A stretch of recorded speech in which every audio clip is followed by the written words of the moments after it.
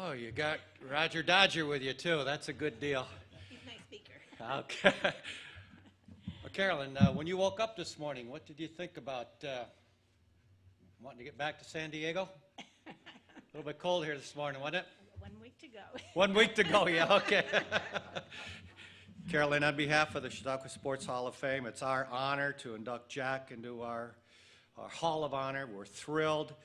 We've heard many great stories about Jack and his athletic accomplishments in Chautauqua County and what he accomplished in San Diego. We're so proud, and thank you for making the long trip from San Diego.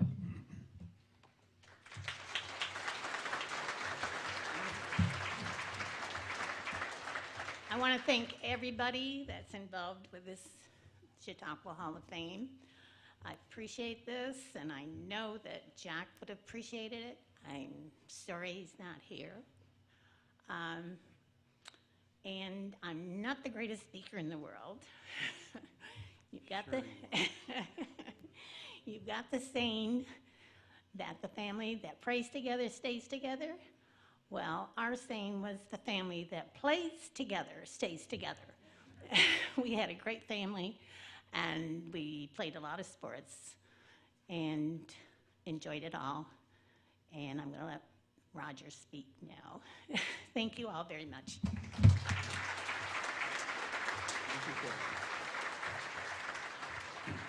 I don't have to tell you that this is a real treat and an honor to be part of the celebration of Jack Wigley being inducted into the Chautauqua Hall of Fame, Sports Hall of Fame.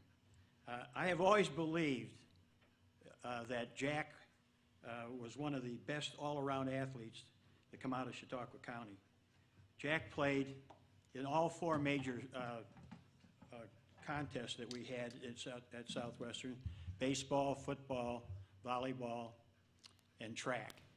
And that was without, and in fact, actually, Jack still owns the record of over 23 feet on a long jump. And that's over 60 years old now. And we didn't have he didn't have any trainers.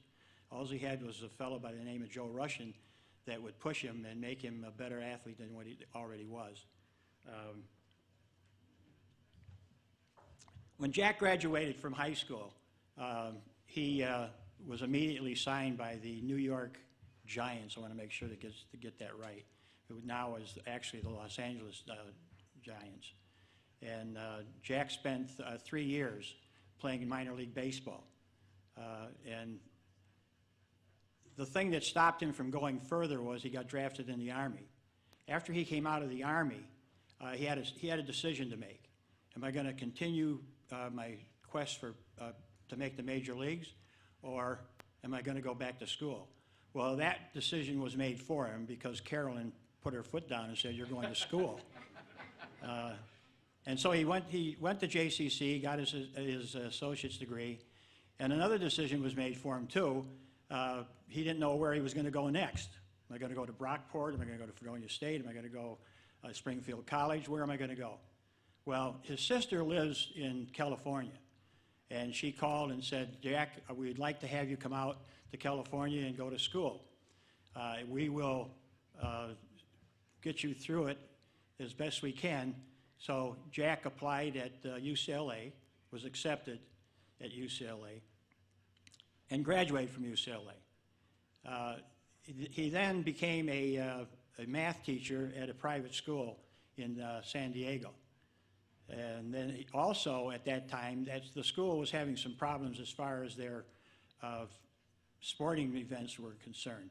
And Jack was able to take that program over and turn it around and made champions of them. There was a story that I wasn't going to tell, but I now have to tell it because of Tom Prechtel, or Mark Prechtel, bringing up Southwestern, and a couple other people brought up Southwestern. To show you the ingenuity that Jack had, was that Southwestern and Fredonia have been rivals for a long time. This goes back, even back to the 50s. And you have to realize that Fredonia's gym had a beam over the free throw line 15 foot high.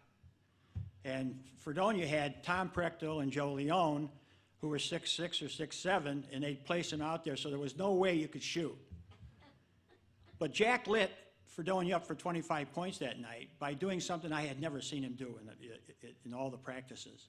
To get by Tom Prechtel and Joe Leone, he took the ball, instead of shooting it like this, he put it on the top of his head and lined it at the basket, getting it between them and having it go in the basket. How he did that, I will never know. I mean, that was the kind of ingenuity that Jack had. Jack has been a best friend of mine for ever since the 50s. He was a great baseball player, and he was just a good guy, you know. Now, I don't know how Jack was able to do all these things that he did, even though he was just a natural athlete. So that made it special for him. Now, before I close, I would like to thank the committee for selecting Jack to be a member of this Hall of Fame. And I'd like to say that Jack, if he was here, would be very proud of his wife, Carolyn. Another thing that I wasn't going to say, but I have to, and I'm being selfish here now, and Carolyn will back me up on this. Not only was Jack a great athlete, but he was also a matchmaker. I was coming back from a game, and he was coming across the football field, and he had this young lady with him. And he introduced me to her, and she eventually became my wife. So he was a matchmaker besides being a great athlete. Thank you very much.